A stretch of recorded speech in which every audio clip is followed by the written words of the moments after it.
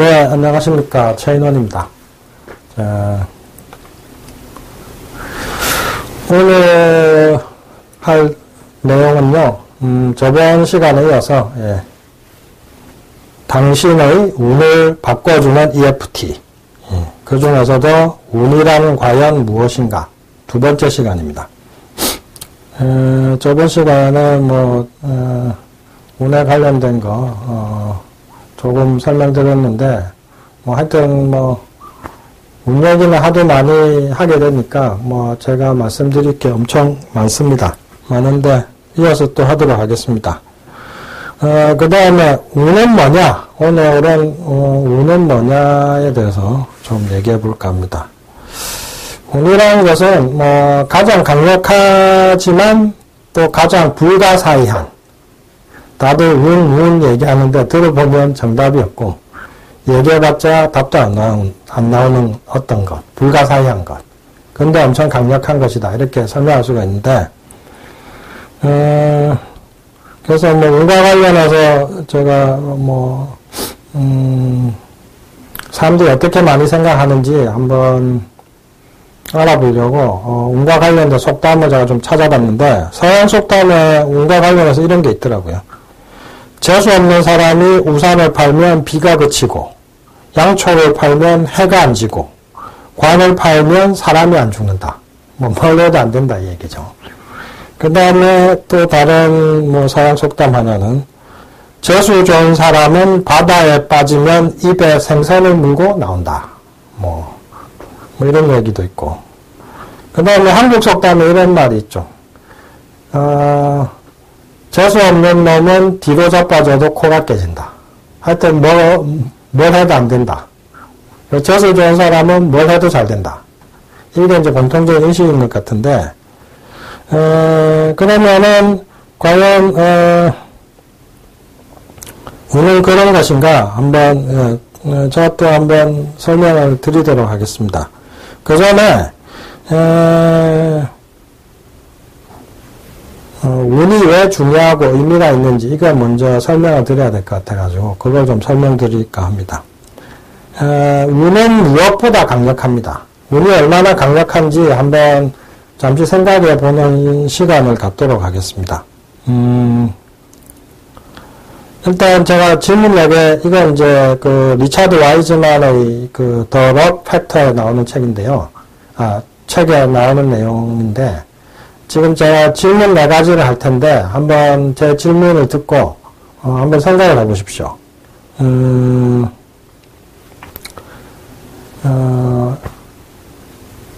어떻게 배우자를 만났습니까?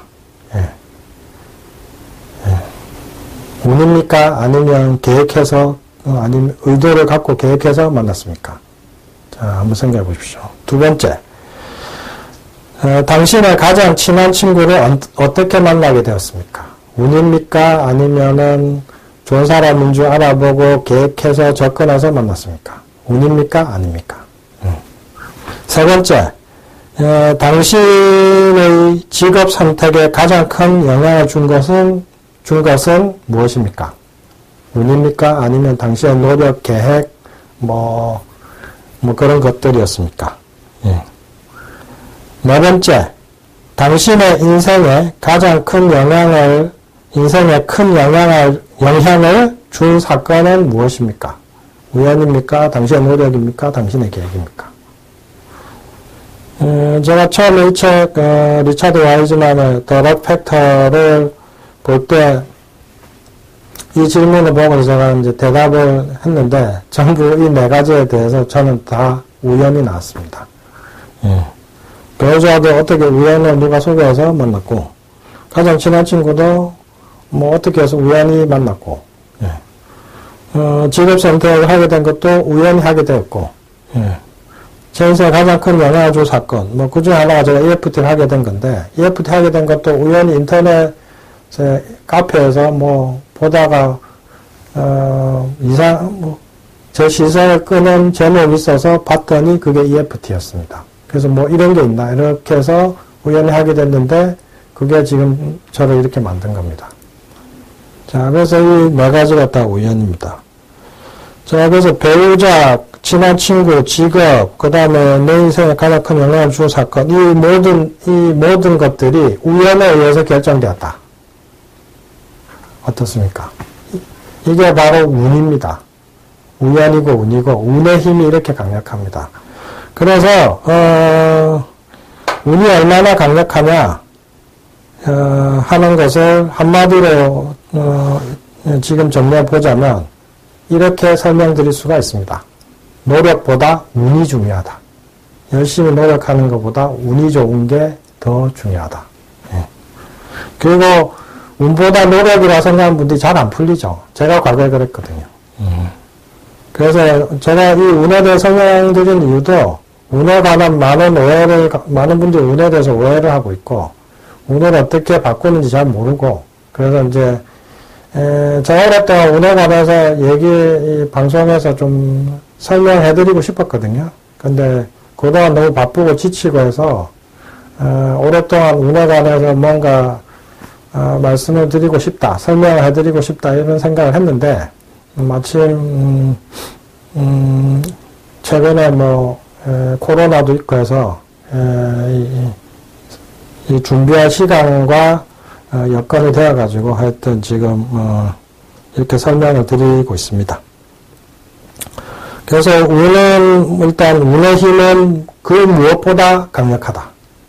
그래서 좋은 운이 좋냐 나쁘냐는 한 사람의 인생을 180도로 바꿀 수가 있다. 이렇게 일단 설명드릴 수가 있고요.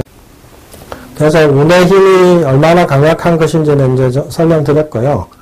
그 다음에는 그럼 운이 좋은 것과 운이 나쁜 것, 좋은 운과 나쁜 운은 구체적으로 무엇이냐? 운이 좋다와 나쁘다의 구체적인 의미가 뭐냐? 정의가 뭐냐? 그걸 이제 설명드리도록 하겠습니다. 가장 단순하게 설명드리자면은, 운이 좋은 사람은 뭘 해도 잘 되는 거고, 운이 나쁜 사람은 뭘 해도 안 된다. 이렇게 설명드릴 수가 있죠. 좀 전에 서양 속담과 한국 속담으로 잠시 설명드렸다시피.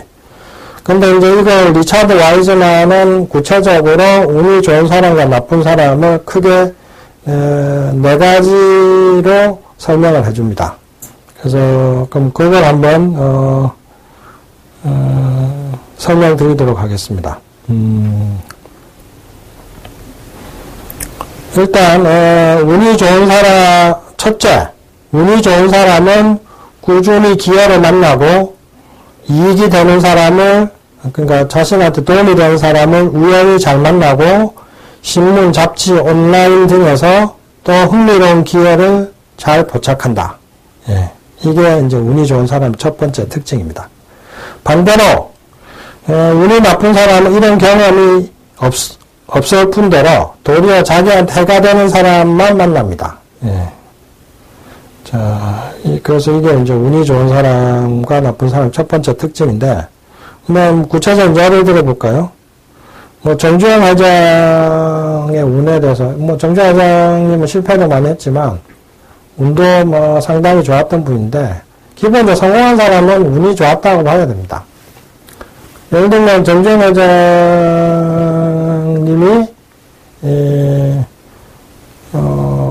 시골에서 농사 짓다가, 농사만 지어서는, 가난을 면할 수 없다. 찢어지게 가난했나 보더라고요. 농사 지었는데.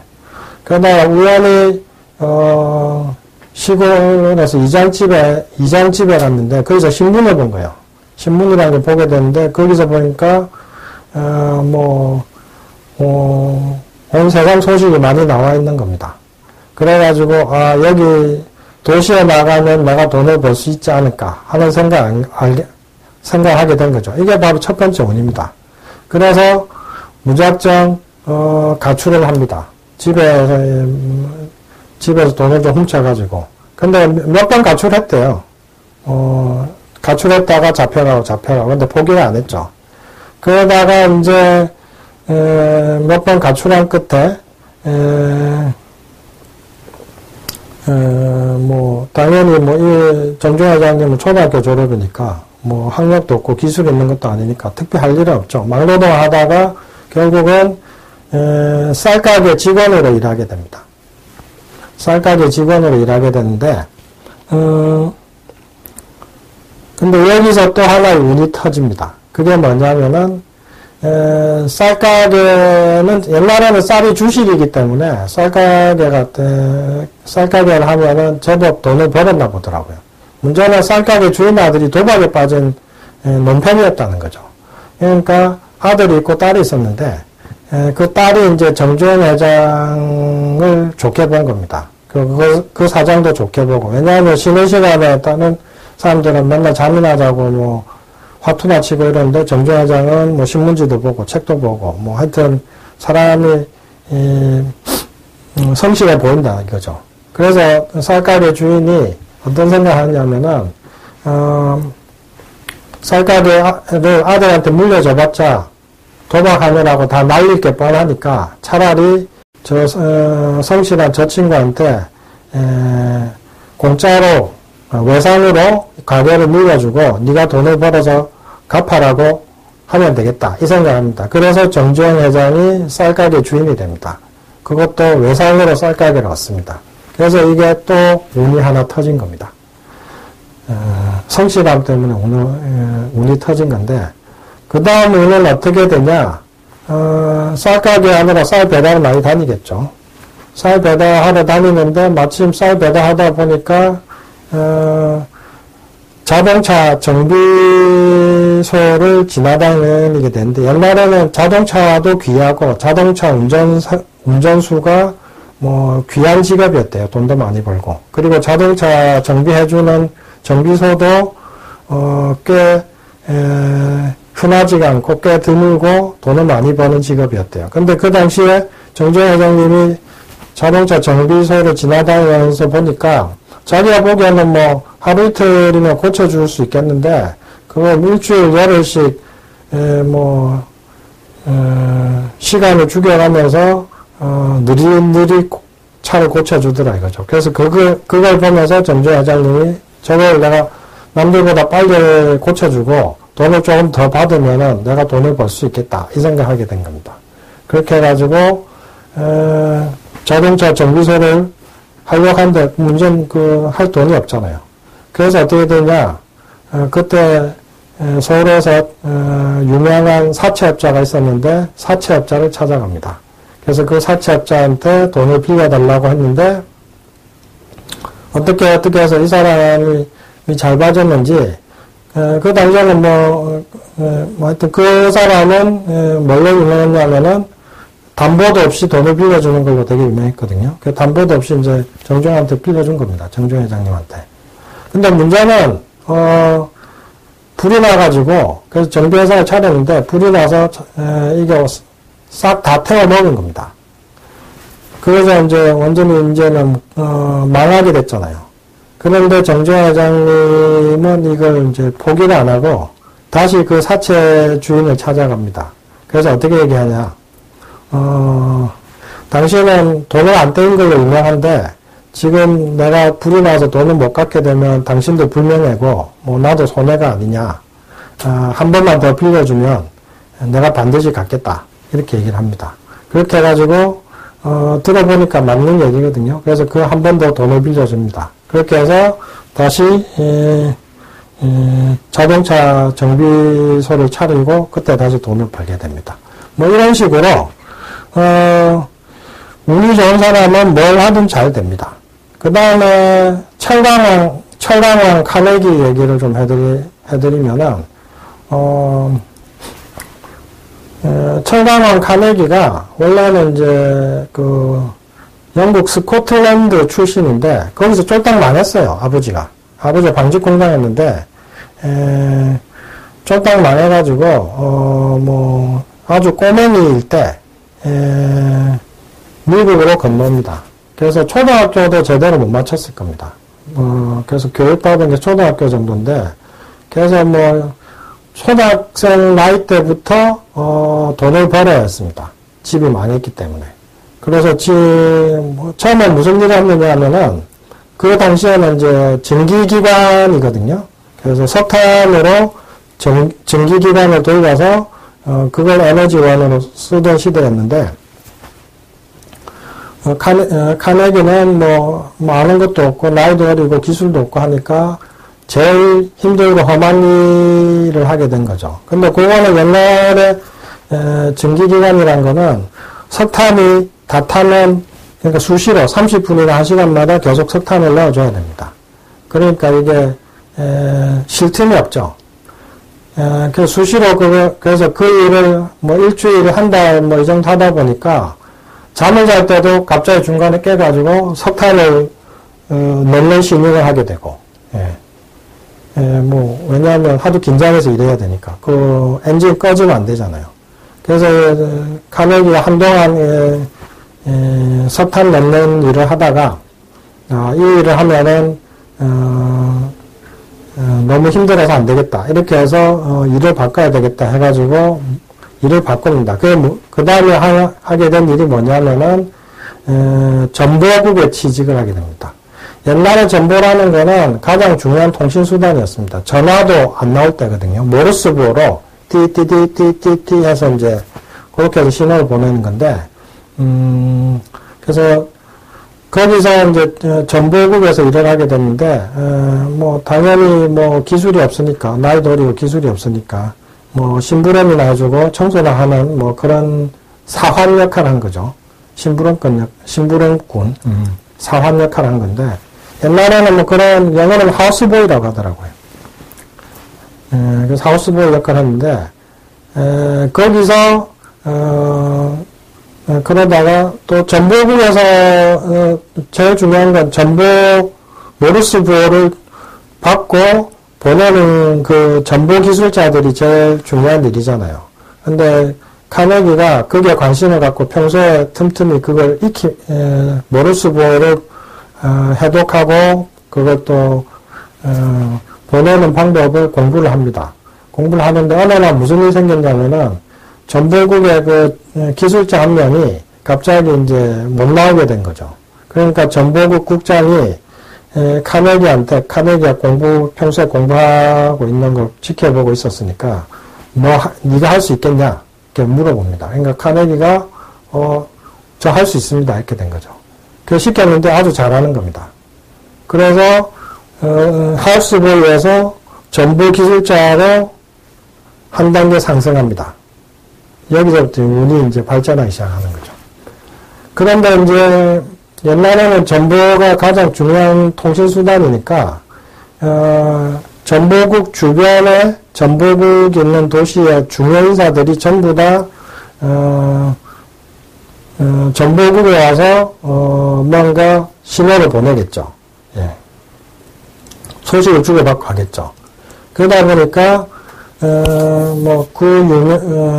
전보국이 있는 그 도시, 자기가 일하는 도시의 유명인사들을,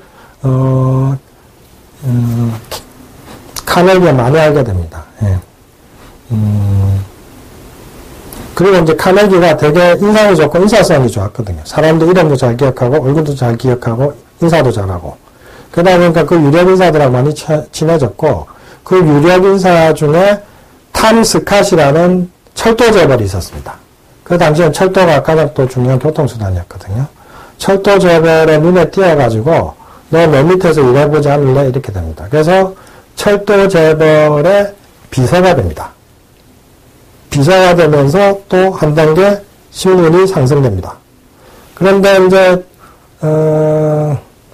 탐 스캇 밑에서 일하면서 철강한 카네기가 일을 엄청 잘했어요. 그래서 그러다가 그 당시에는 철도가 전부 목재다리였는데 그게 잘 무너졌거든요. 그런데 탐 스캇이 카네기가 일을 잘하니까 네가